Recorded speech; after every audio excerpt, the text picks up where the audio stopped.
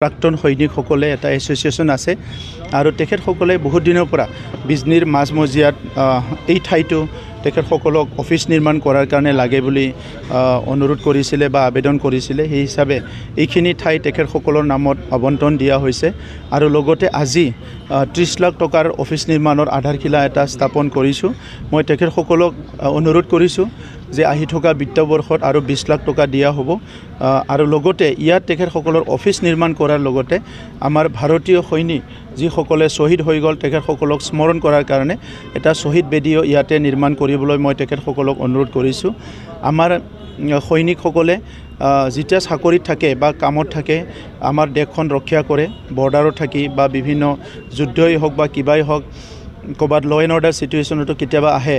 চ' তেনেকুৱা বহুত পৰিশ্ৰম কৰি কাম কৰে আৰু কোনোবা শ্বহীদো হৈ যায়। যিসকলে জীৱিত হিচাপে ঘৰত ঘূৰি আহে সেইসকলো ঘূৰি আহি প্ৰাক্তন সৈনিক হিচাপে অকল বহি নাথাকে, গাঁৱৰ কাৰণে, সমাজৰ কাৰণে, অঞ্চলৰ কাৰণে, নৱপ্ৰজন্মৰ কাৰণে বহুত কাম তেখেতসকলে কৰি থাকে।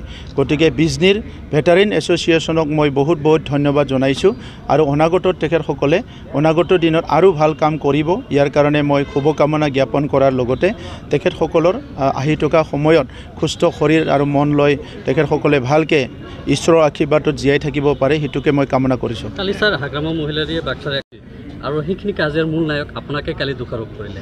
চাওক, হাগ্ৰামা মহিলাৰী ডাঙৰীয়া হ'ল বেলেগক দোষ জাপি দি নিজৰ কামটো কৰিব বিচাৰে আৰু আমি কাকো দোষ জাপি দি কাম কৰিব নিবিচাৰোঁ। মই কি কাম কৰিছোঁ, মই কি কাম কৰা নাই, মোৰ যোৱা প্ৰায় 25-30টা বছৰ সমাজত থাকি কি কাম কৰিছিলে ইয়াৰ চব দলিল, ইয়াৰ চব ৰেকৰ্ড জল পট চবৰ ৰাইজৰ আগত আছে। তেখেতে কি কাম কৰিছে সেইটোও ৰাইজৰ আগত আছে। গতিকে তেখেততো ক'ব লাগিলেতো আৰু বেয়া হ'ব। মোৰটোতো তেখেতে একো ক'ব নোৱাৰে। সংগ্ৰাম কৰিছিলে, আন্দোলন কৰিছিলে, অসম আন্দোলন হৈছে, বড়ো আন্দোলন হৈছে, জনজাতীয় আন্দোলন হৈছে, জনগোষ্ঠীয়বিলাক আন্দোলন হৈছে।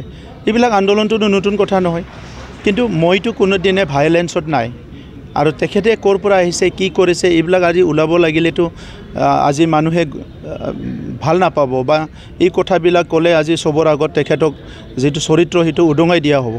অকল সংগ্ৰামৰ সময়ত কি কৰিছে নহয়, সংগ্ৰামৰ পিছতো কি কৰিছে। 7, 8, 9, 10ত কি হৈছিলে বড়োলেণ্ডত, 2009-2010ত বড়োলেণ্ডত কি হৈ আছিলে অলপ ঘূৰি চাওকচোন পিছৰ ফালে, তেতিয়া গম পাব। গতিকে সমাজখনক বিশুদ্ধ কৰা, সমাজখনত থ্ৰেট এটা ভাবুকি প্ৰদান কৰা, সমাজখনত বিভিন্ন সমাজে নিবিচাৰা পৰিৱেশ সৃষ্টি কৰা নায়কবিলাকে আজি আমাক এনেকুৱা কথা কোৱাৰ কোনো তেখেতসকলৰ অধিকাৰ নাই। আমি সমাজৰ কাৰণে কাম কৰিছোঁ আৰু কৰি যাম। চাওক, যেতিয়া তেখেতে চৰকাৰত আছিলে সেই সময়ত ভাবুকি মাত্ৰ দিয়া নহয়, মাৰি পেলাব বিচাৰিছিলে। 2020ৰ নিৰ্বাচনতো মোৰ কনভয়তে এটাক কৰিছিলে, বুলেট প্ৰুফ গাড়ী ভাঙি পেলোৱা হৈছিলে। শ ল'ৰা আহি পেলাই ইলেকশ্যনৰ আগৰ দিনা মই যিটো ৰাস্তা দি আহি আছিলে ভেদি পেলাই তাতে মাৰি পেলাব বিচাৰিছিলে। গতিকে সেইটোতো আৰু নতুন কথা নহয়। আমি যেতিয়া ছাত্ৰ সংগঠন আছিলোঁ তেতিয়াও বাৰম্বাৰ তেখেতসকলে আমাক বিভিন্ন প্ৰকাৰে অপদস্থ কৰাৰ কাৰণে চেষ্টা কৰিছিলে, কিন্তু সেইবিলাক বিফল হ'ল। যেতিয়ালৈকে ওপৰৱালাৰ ছাথ থাকিব, ওপৰৱালাৰ যিটো মৰম থাকিব, তেতিয়ালৈকে কোনো কৰিব নোৱাৰে। যাকে ৰাখে চাহিয়া মাৰ চাকে না কৈ। আমিতো কাম কৰিবলৈ আহিছোঁ না, আজি মৰিম কালি মৰিম একে, কাম কৰিব আহিছোঁ, কাম কৰি যাম। হাগ্ৰামা মহিলাৰীক যদি ভয় কৰিলোঁ হয় আজিৰ পৰা 10, 15, 20 বছৰ আগতে ঘৰত বহি থাকিলে হয়। এতিয়া হাগ্ৰামা মহিলাৰীক আৰু ভয়ৰ কাৰণে কাৰণ নহয়। হাগ্ৰামা মহিলাৰীৰ ভয়, ভীত, দাদাগিৰি এইবিলাক শেষ কৰি সুস্থ সমাজ গঢ়িবলৈ আগবাঢ়ি আহিছোঁ আৰু ইয়াৰ কাৰণে আমি তেনেকুৱা ভয় ভাবুকি কেতিয়াও ভয় নকৰোঁ। 2009 চনত বেআইনী অস্ত্ৰ আৰু হিংসামুক্ত সমাজ লাগে বুলি কাম কৰিছিলোঁ। আজি বড়োলেণ্ডত কোনো ধৰণৰ বেআইনী অস্ত্ৰ নাই, হিংসামুক্ত হৈছে।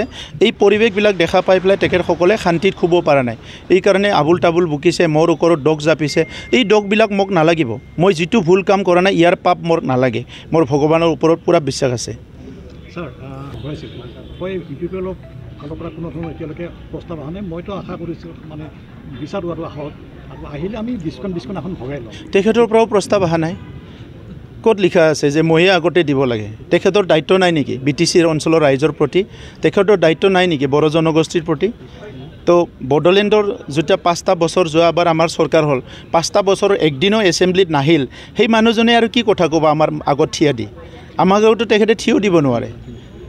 যদি BTC জনগণে বিচাৰে UPPL BPF এক হওক তেতিয়া কি কৰিব চাওক পলিটিক্সটো বেলেগ সমাজৰ পৰিৱেশটো বেলেগ সমাজৰ চিন্তাটো বেলেগ গতিকে পলিটিক্সটো এটা নীতিৰ আধাৰত কৰিব লাগে অনীতিকভাৱে পলিটিক্স কৰিব গ'লে সেইটো গণ্ডগোল লাগে সমাজত আমি কোনো কাৰণত সমাজক গণ্ডগোল লগাৰ কাৰণে ৰাজনীতি কৰিব অহা নাই লাগিলে বহি থাকিম ঘৰত কিন্তু যিটো ৰাজনীতি কৰিম যিমানখিনি কৰিম আমি সমাজৰ ভালৰ কাৰণে কৰিম সমাজক এটা সুস্থ পৰিৱেশত ৰাখি কৰিম আৰু সমাজক এটা ডাইৰেকশ্যন লৈ পেলাই এটা দিশ লৈ পেলাই আমি আগবাঢ়িম আমি মানে সেইবিলাক ৰাজনীতিটো বিশুদ্ধ কৰি এইটো এক মাহৰ বেপাৰ 1 মাহ 1.5 মাহত ইলেকশ্যন হৈ যাব তাৰ পিছত এটা কিবা হৈ যাব কি কয় চৰকাৰ হৈ যাব কোনবা জিকিব কোনবা হাৰিব এটোটো এটা ৰাজনৈতিক প্ৰক্ৰিয়া ডেমক্ৰেটিক মানে প্ৰক্ৰিয়া হয় এইখিনি সময়ত ইমান মানে গৰম হৈ প্লাই ইমান এগ্ৰেছিভ হৈ প্লাই কাম কৰাটো মোৰ কোনো একদম এজেন্ডাত নাই হিটো গতিকে মই তেনেকা কাম কৰিব নিবিচাৰো বদলেণ্ডৰ ৰাইজে ভোট দিবয়ে আপুনি জোৰছে কলিও ভোট দিব মৰমত লাহেকে কলিও ভোট দিব এটো প্ৰক্ৰিয়াই হয় আমাৰ দেশৰ মুখ্যমন্ত্ৰীয়ে যোৱাকালি চিটাগং নিৰ্বাচনত কৈছে বিচিডিক বৰালি মাছলক তুলনা কৰিছে কি কৈছে সব বিভিন্নজনে বিভিন্ন কৰিব কিন্তু প্ৰুভ কৰি দেখাম আমি এতিয়াতো আমি আগৰ নিচিনা নাই বিপিএফৰ সময়ত ভিচিডিচিত যিমান কৰাপচন হৈছিল এতিয়া নাই আৰু আগৰ আহি থকা সময়ত আমি সরকার গঠন করার পিছত নেক্সট বারতো ভিচিডিসিটো মানে বেলেগ জায়গাত ভারতের যিবিলাক পঞ্চায়েত রাজ চলি আছে যত আজি কেরালাত ভাল চলি আছে কতবা যদি রাজস্থানত ভাল চলি আছে বিভিন্ন রাজ্যত পঞ্চায়েতী রাজটো ভাল চলি আছে ঠিক তেনেকৈ আমাৰ অঞ্চলতো আমি আহি থকা সময়ত ভিচিডিসিটো খুব ভালকে কৰিম থ্যাংক ইউ যিকোনো খবৰৰ বাবে যোগাযোগ কৰক 7099017330 লগতে 7099017110 নম্বৰত